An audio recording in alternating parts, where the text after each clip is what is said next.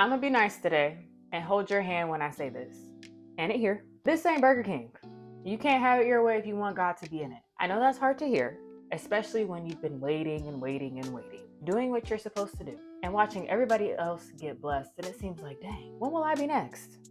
It gets even more difficult when what we are waiting for seems to be so beneficial for us. We think, this relationship would be so good for me. This opportunity feels perfect. This promotion would change everything, or this project could be my big break. So we wonder, why won't God just give it to me now? We feel that He is withholding something from us, which can make it hard for us to understand why we can't have it right now. I want you to know that God hears your prayers, but He's also looking out for your soul. He knows not only what you want, but what's best for you. Sometimes what looks good right now is actually premature. Trust this, He's not holding out on you, He's holding it together for you. That relationship, that job, and that platform, it's not a no, it's a not yet. Wait for it. Isaiah 30:18 says, "Yet the Lord longs to be gracious to you. Therefore, He will rise up to show you compassion. For the Lord is a God of justice. Blessed are all who wait on Him." God is eager to bless you. Despite what we think, waiting isn't a delay. It's actually a gift. We've all heard the saying, good things come to those who wait. So imagine what incredible things are in store to those who wait on God. Ephesians 3:20 proves it. Now to Him who is able to do exceedingly, abundantly, above all that we ask or think, according to the power that works in us. That means what's coming to you won't even fit into the life you thought you wanted. It's going to stretch you, expand you, and overflow into every area. All this waiting is an indication that you need to make room. You're discouraged because you think it's not happening, when really you're just not ready for the weight that God's about to drop into your life. He's not saying no. He's saying, get ready, get ready, get ready, get ready. Oh, I'm doing something big. I'm doing something incredible. I'm finna blow your mind. Just wait for it.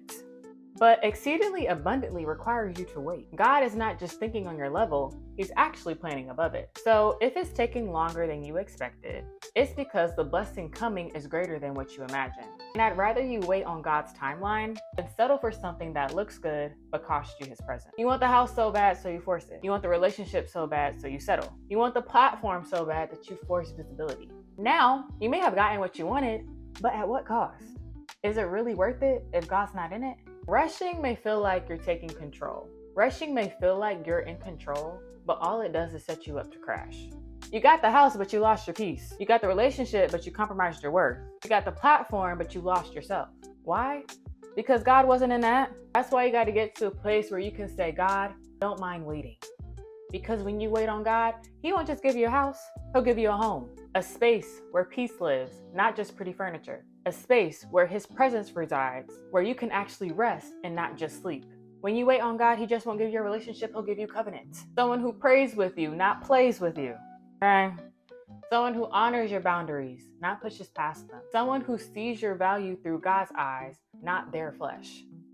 When you wait on God, He won't just give you a platform, He'll give you influence. Not the kind that fades with trends, but the kind that shifts atmospheres. The kind that breaks chains. The kind that carries His name, not just yours. Because when you wait on His timing, what you build won't just be seen, it'll be anointed. When God is in it, it doesn't just last, it multiplies, it overflows, and it brings peace with it. Rushing not only sets you up to crash, but it also fools our delulu little selves into thinking that somehow, some way, we're speeding things up. But really, we're only weighing ourselves down. Extra stress, extra pressure, extra problem, all because we couldn't stand to wait. Impatient, we forget God and try to move ahead of Him, thinking that rushing will get us there faster, when in reality it does the opposite, leading to crashes and crash outs, frustration, and dead ends. We miss exits, we burn out, we take what we thought would be a shortcut and turn it into a scenic route full of unnecessary detours and delays. Instead of cutting time, we add more weight as if it wasn't already heavy to begin with. Psalms 37:7 says, "Be still before the Lord and wait patiently for Him." I think we can all agree that waiting is hard, because for most, it's uncomfortable, especially in our gots to have it now society. We as a society crave comfort, making us averse to things that make us uncomfortable, even if those things are beneficial for us. God wouldn't make you wait if it wasn't beneficial for you in some type of way. So instead of thinking of waiting as punishment, think of it as you're being trained. It's like going to the gym. When you first start, it's very difficult. The weights are heavy, the runs seem long, but as you keep showing up, little by little, it gets easier. You grow stronger. And as the days goes on, you're able to handle more weight. The weight that God has you in is training you to carry what he's about to bless you with. The harder the trial, the bigger the blessing. So instead of rushing ahead, pause and ask, is this a weight God gave me or one I picked up out of impatience?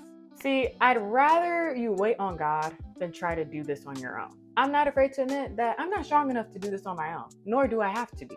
Because when you rush, you rely on you. When you wait, you rely on him. That's not weakness, that's wisdom. Saying, God, I trust your timing more than I trust my own feelings. We all know our feelings can't be trusted, okay? We don't want a blessing that takes us further away from God. We want one that proves we stayed close enough to hear him say, okay, now you can go.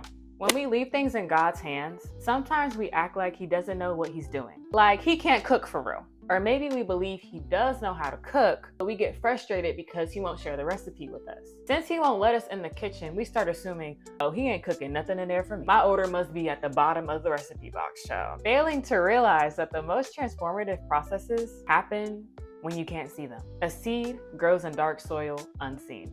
A baby is formed in the hidden place of the womb. Even bread rises when it's left alone in the stillness. Baby, God does his best work in the dark, okay? We get frustrated in these hidden seasons thinking that, oh my gosh, nothing's happening. I don't see anything happening, so God must not be working on my behalf. But that's exactly where everything is happening. In the dark, he molds character. In the stillness, he deepens roots. In the wait, he develops strength. The dark isn't the absence of God's hand. It's evidence that he's working behind the scenes. So stop mistaking silence for absence. When you wait on God, you let God cook. Because what he's preparing for you and in you is way too good to rush. He does all things well, does he not? I mean, take a look at yourself. God took his time on you, right? We love bragging, talking about something. Yeah, girl, you know God took his time. Actually, he took a little bit more time with me, you know. I ain't gonna do too much, but just know that. If you're gonna know one thing, know that. He took a little extra time with me. And we can all agree that he cooked, right? So what makes you think he's about to start rushing now? Matter of fact, why don't you trust him with what you've placed in his hands when you're living proof of what he can do with a little time? What makes this any different? So if he took his time creating you, trust that he's taking time preparing what's next for you to be on that same caliber. Just like Big Mama ain't pulling out that turkey till it's falling off the bone, God is not releasing that big booty blessing until it's dripping in glory and soaked in favor. So sit tight, let God chef it up, give him a little 1-2-1-2, and trust the table he's preparing for you is going to be worth every second of the wait. Many think of waiting as a passive thing, where you sit still and hope that today is the day where the wait is finally over. However, biblically, waiting isn't just about twiddling your thumbs or crossing your fingers. It's not a passive thing, not in the least.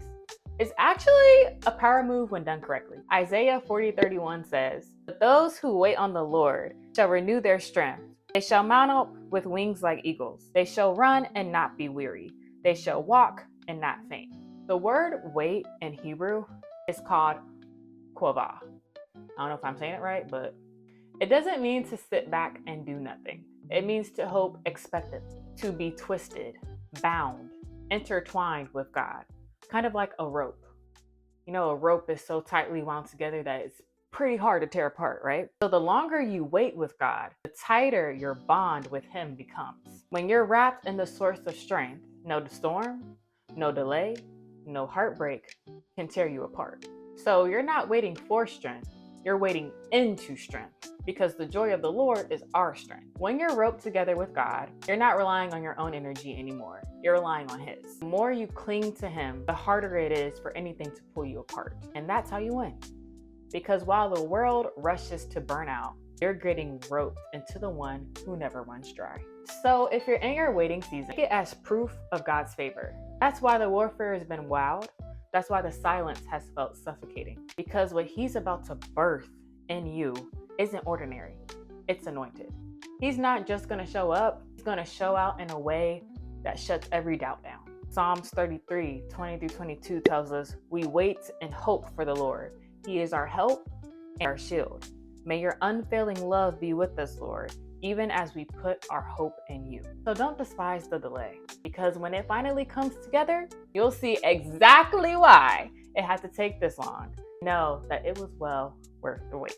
And that concludes today's video. Thank you all so much for watching. I hope that this video has empowered you, encouraged you, lifted your spirits. Don't forget to like, comment, and subscribe for more empowering content like this. Thank you. Bye.